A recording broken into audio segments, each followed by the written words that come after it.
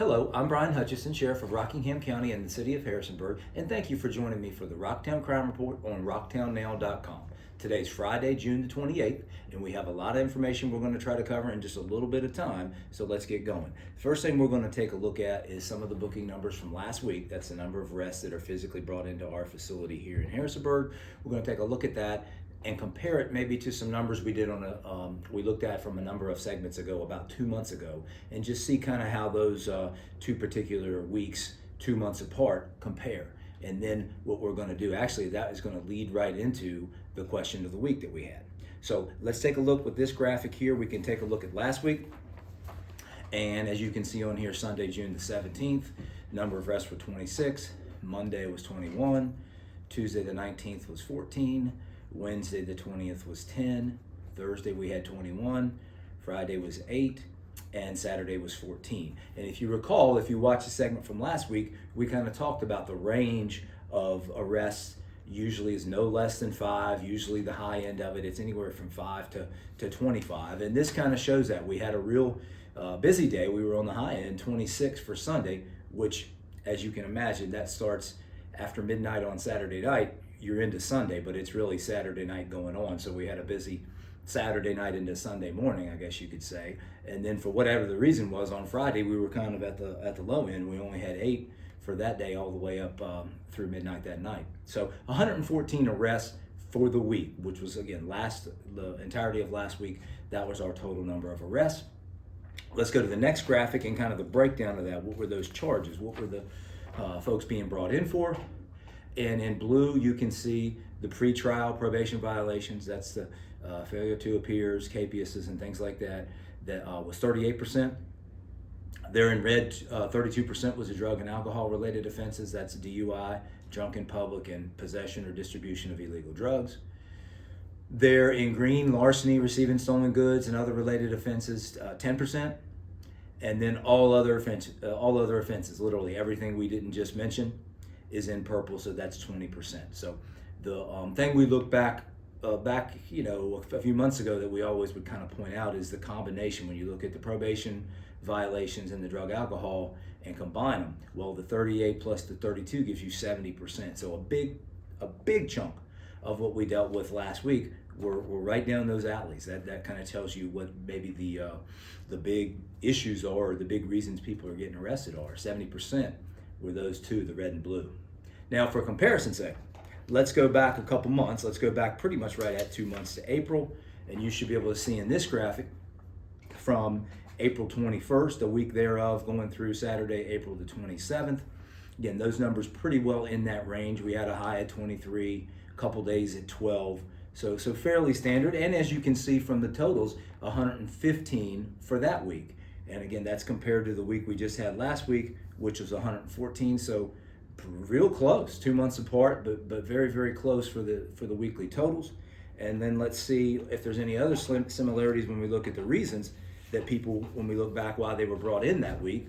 And you can see here, 31% for the pretrial probation violations, 49% for the drug and alcohol offenses, just 4% for larceny and stolen goods, and then 16% in purple there for everything else. So again, combining the red and blue, it actually was 80% then. So we got a week of 70%, and then another week 2 months earlier that was 80%. But a huge chunk of the reason people are coming in or being brought in, arrested and brought in here are under those categories: probation violations, drug, alcohol offenses. So that has kind of remained consistent over a couple month time period, as well as the numbers themselves. 115 and 114 arrests for the week have remained remarkably consistent over that same time period. So hopefully that's a little bit of an interesting look at that, some of the numbers, arrest numbers, and showing you what's going on here in our community as it pertains to crime.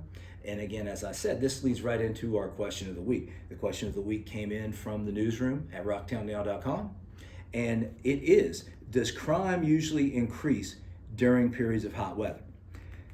And that's a good question, and certainly we've had hot weather, so it's a relevant question.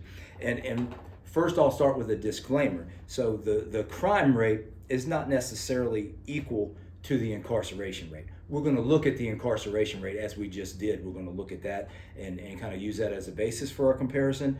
but understandably, the two are not going to be identical. For example, you could have a higher crime rate, but also a higher rate of people that are being released on bond.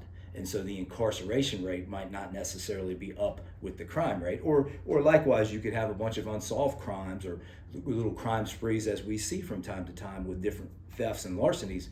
A bunch of crimes that went on, well, they haven't been solved yet. So no arrest has been made, so the crime number is higher and the arrest number is not necessarily with that. But as a general rule, they're never going to be identical, but it's safe to say that they're not equal, but there's going to be a correlation, a pretty direct correlation in general terms.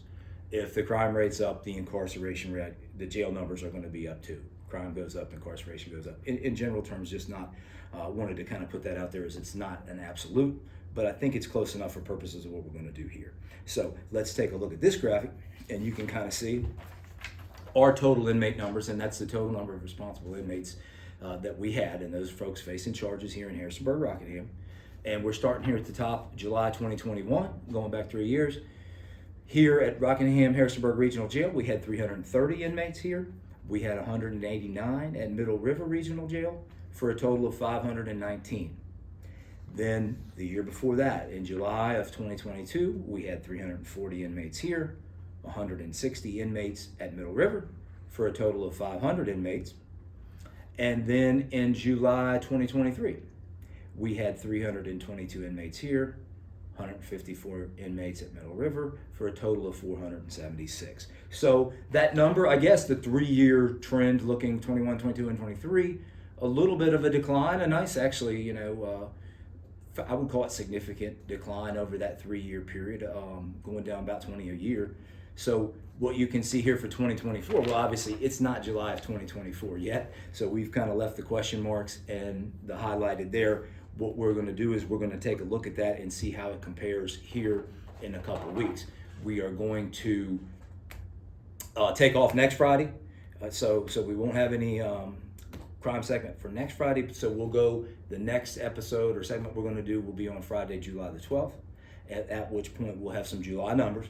And we'll put them into that and kind of see how, does that trend continue? Hopefully it does. That sure would be nice, or maybe it doesn't. So as a general rule, if you look at that and go back to the question we got, does crime, does it increase during hot weather? This would indicate maybe not.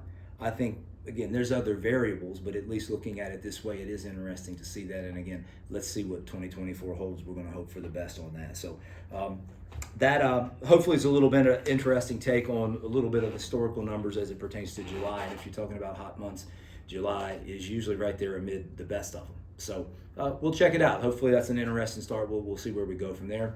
But with that said, next week we have 4th of July. So we have that coming up, Independence Day.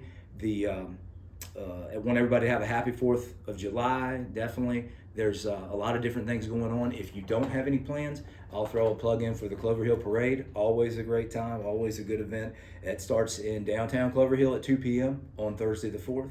If you do have plans, that's fine. Just remember to be safe. Don't drive while you're impaired.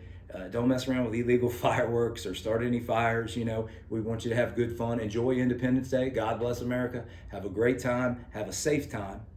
But we don't want to see you having to come in here, right? We'd rather, see you under good terms. So have a cookout, hamburgers, hot dogs, ice cream, red, white, and blue. So we wish you a happy and safe 4th of July. Again, we won't see you next Friday. We'll see you on the 12th. Thank you for tuning in to this segment of the Rocktown Crime Report, and we'll see you next time.